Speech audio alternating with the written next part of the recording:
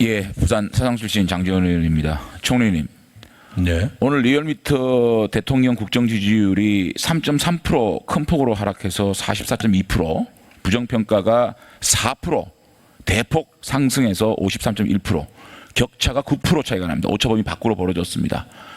민주당과 자유한국당 차이는 4%로 좁혀졌고, 특히 중도층에서는 34대 32로 자유한국당이 앞서기 시작했습니다. 일주일 동안 무슨 일이 벌어졌죠? 어떻게 생각하세요? 예, 대통령께서 아세안 플러스 3를 다녀오셨습니다. 아니, 그러니까 왜 이렇게 갑자기 큰 폭으로 대통령 지지율이 떨어졌죠? 어떻게 분석하시냐고요? 안 보셨어요, 오늘? 네, 그건 제가 못 보고. 못 보셨어요? 네. 저는 오만과 공정에 큰 고장이 났다고 생각합니다. 청와대 정무수석이라는 자가 국정감사장에서 행패를 부렸습니다. 국정감사장에서 감사위원과 기관장이 대화를 나누고 있는데 뒤에서 일어나가지고 똑바로 해라? 청와대 오만의 극치 아닙니까? 어떻게 이런 난동을 청와대의 정무수석이라는 중요한 자리에 있는 자가 벌립니까? 이것을 보는 우리 국민들은 이야, 청와대 정말 오만하다, 이런 생각을 하고 있을 것 같습니다. 두 번째, 경찰에서는 조국 수사는 사냥이다, 영장이 발부되는 것은 법원에 뒷받침을 했다, 이런 민주당의 정치적 문건을 경찰에서 1000명이 필독회람하라, 이런 짓을 하고 있는 겁니다. 경찰의 중립성에 있어서 국민들이 심각한 문제를 제기하고 있는 거예요. 가장 중립적이어야 될 경찰이 민주당의 문건을 필독해라, 그것을 청장이 지시하고 있는 이런 경찰이 뭐 수사권 조정이요? 1차 수사권, 수사권 엄감생신, 이런 행동대들한테, 정권의 행동대한테 수사권을 맡길 수 있는 공정성이 있느냐?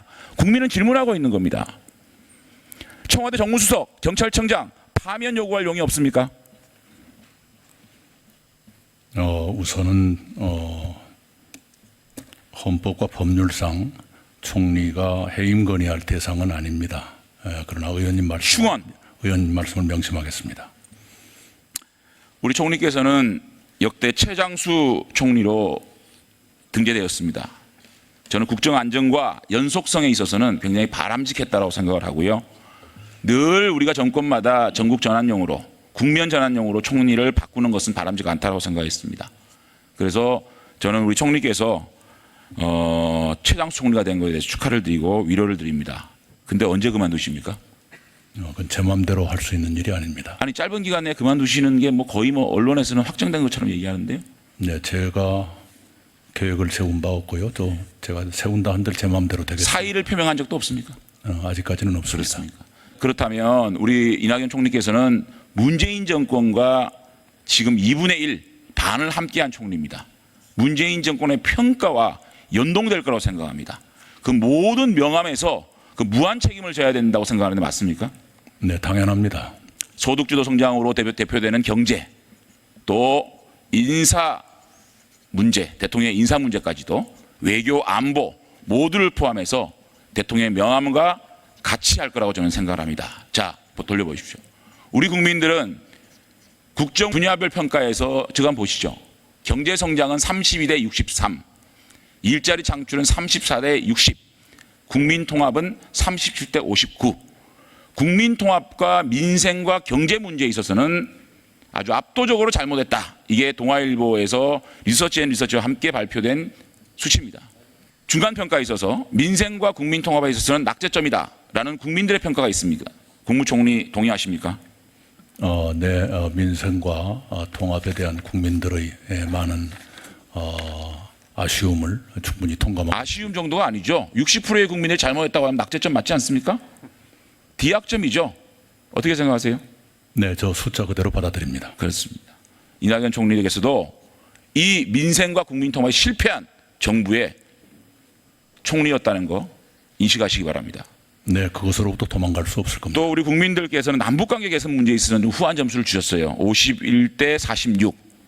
오차 범위 내지만 요건 제가 지금 그 PPT를 못 갖고 왔는데 남북관계는 개선됐다라고 국민들이 51% 정도가 긍정적으로 생각을 합니다.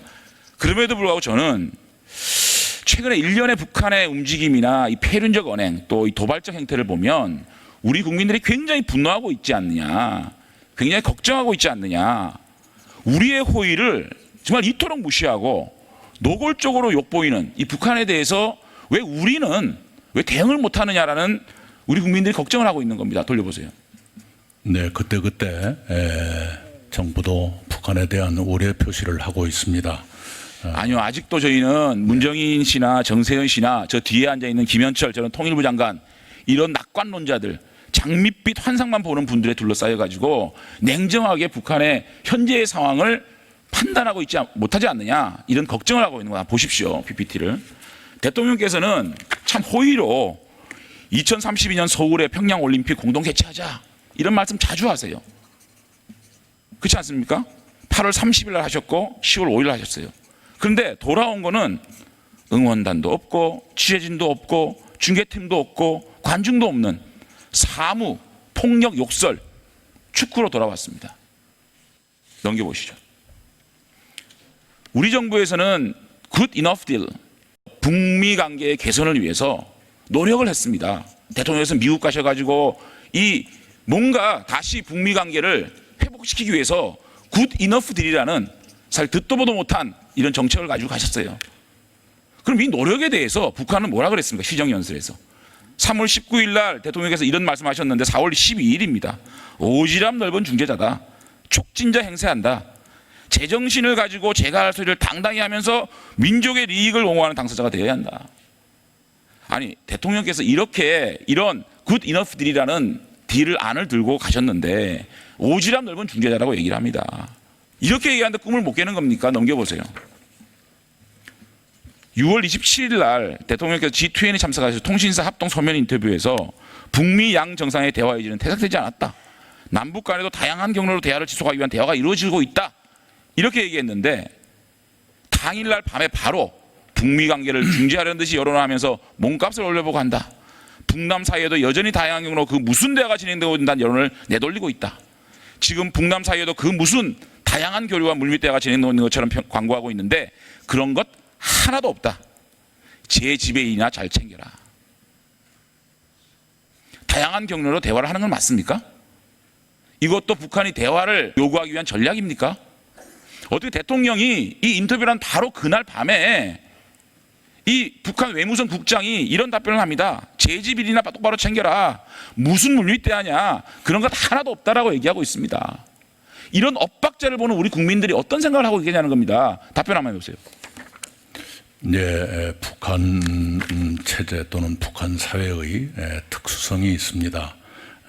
북한이 그런 특수성이 있다고 하더라도 저런 태도는 한국 국민들의 북한을 보는 시선에 매우 나쁜 영향을 주고 그래서 걱정하는 겁니다. 국민들이 그 걱정을 이 정부에서는 덜어줘야 되는 겁니다. 넘겨보세요. 대통령께서 8월 5일 날 평화경제로 단숨에 이를 따라잡을 수 있다라고 얘기한 16시간 후에 남조선이 그렇게도 안보 위협에 시달리고 있다면 차라리 맞을 짓을 하지 않는 것이 더 현명한 처사로 될 것이다. 이런 논평이 나왔어요. 대통령은 평화경제를 얘기하고 있는데 북한은 맞을 짓을 하지 않는 것이 현명한 선택이다. 이거는 이루 말할 수 없는 폭력적 언어입니다.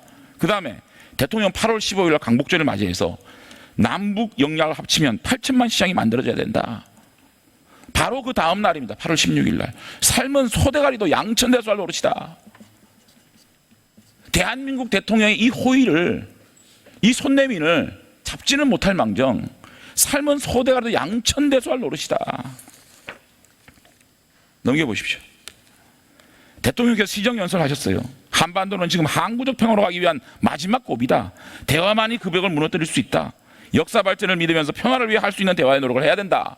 김정은이 23일 날 바로 다음 날 너절한 남북 시설 싹 쓸어버려라. 총리님 한마디 해주세요. 네, 북한의 현실은 현실대로 냉정하게 인식하면서 그러나 정책은 또한 인내심을 가지고 일관되게 추진할 필요가 있습니다. 인내도 한계가 있는 거 아니겠습니까? 현실과 그러나 거친 말을 그대로 받는다고 해서 그 다음에 꼭 좋은 결과가 올 것이냐? 우리 과거 거친 말을 그대로 받으라고 얘기하는 거 아닙니다. 제가 네. 북한과 저런 너절한 집단하고 함께 막말하지 말자 하자는 거 아닙니다.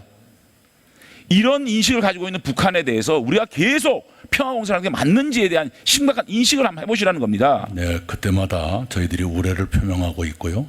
그리고 거듭 말씀드리지만 북한의 저런 자세는 결코 북한 스스로에게도 도움이 되지 않는다는 걸 인식. 자, 넘겨보세요. 자, 이 그 한일 대화입니까 환담입니까 회담입니까 잘 모르겠지만 일본은 10분간의 대화라고 얘기했고 한국은 10분간의 환담이라고 얘기하고 있습니다. 대통령께서 아베를 끌어당겨서 즉흥적으로 일어 통역사도 없이 영어 통역사를 대동하고 정의용 실장이 저 사진을 찍은 게 맞습니까? 네, 그랬다고 알고 이게 있습니다. 무슨 굴욕입니까? 죽창을 들고 이수시 12척 호기롭게 일본을 대하던 대통령 어디 갔습니까? 무슨 굴욕입니까 저게? 통역도 없이 정의용 실장이 저런 사진을 찍어 소파로 간 게. 그 자리의 분위기가 그렇게 돼 있었던 것 같고요. 대통령이 죽창 말씀하신 적이 없습니다. 죽창은 민정수석 얘기했죠. 자, 근데 일본과 한국의 이 대화에 대한 온도차가 있습니다. 한국은 고민정 대변인께서 매우 우호적이고 진지한 분위기에서 환담을 했다. 아베 총리도 모든 가능한 방법을 통해 해결 방법을 모색하고 노력했다. 고위급 협의를 갖는 방안을 검토해보자라고 제의했다. 대화를 통해 해결해야 된다는 원칙을 재확인했다. 이렇게 하는데 넘겨보세요. 교토통신입니다. 길이 보이지 않는다. 관계 개선에 길이 보이지 않는다. 요미우리 신문입니다. 한일 정상 1년 만의 대화, 총리 징용 입지 불변을 전달했다. 총리는 전직 징용공 소송 문제에 대해 한일 청구권 협정에 따른 일본의 원칙적 입장에 변경이 없다. 통역만 포함해서 1대1 온도차가 상당한 일본의 온도차와 한국의 온도차. 자, 지소미아 문제로 연결이 됐는데 시간이 없어서 총리께서는 이러한 온도차를 어떻게 극복하실 것인지 한번 대안을 가지고 있다면 다 얘기 못하겠지만 그래도 우리 국민들이 지소미아 폐기를 비롯한 한일 관계의 이 어렵고 냉담 문제를 어떻게 풀어나갈 수 있는 방법이 있는지. 네,